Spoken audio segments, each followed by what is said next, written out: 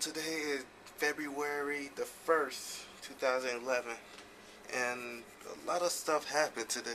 First off, I've been doing the vlog for exactly 1 month now. So, all of January, did it every single day. Second, it is snowing outside. It's a blizzard, so that's great. And I had to work today. I had to work outside in the snow. And that was just a lot of fun right there. I had a great time with that. Well, yeah, it's a blizzard going on. So I've been looking outside and it's just ridiculous how much snow it is. Yeah, this is my window right here.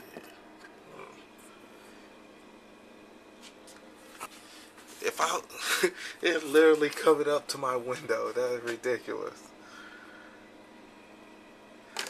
But I love the snow. I might run outside naked today. I don't know. But that's it for today. Talk to you tomorrow.